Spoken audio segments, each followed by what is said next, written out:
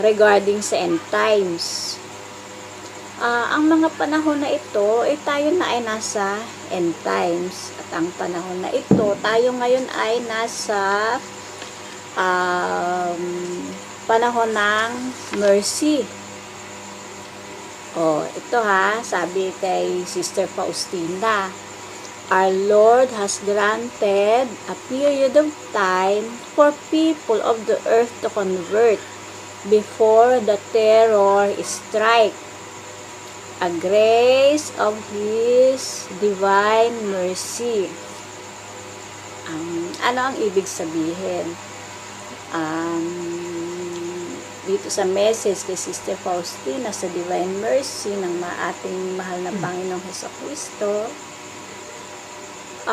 binibigyan niya tayo ng panahon upang magbalik loob.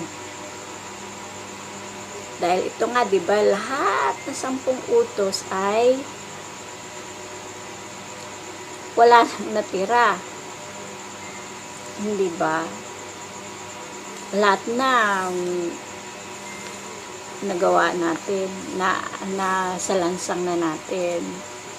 So, nakaamba na tayo sa chastisement. Ngayon, binibigyan tayo ng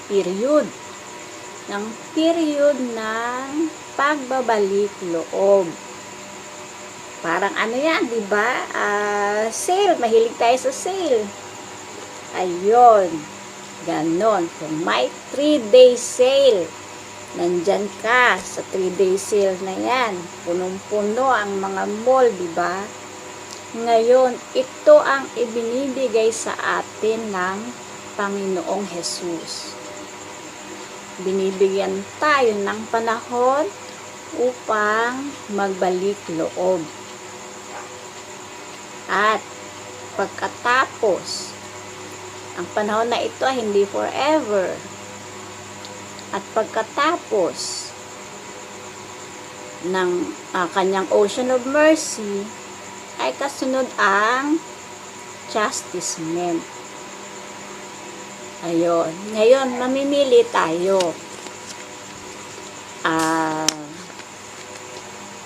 Saan tayo papasok? Sa door, dalawang door yon. Door of mercy o door of justice. Kung hindi ka papasok sa door of mercy, sigurado ang door of justice.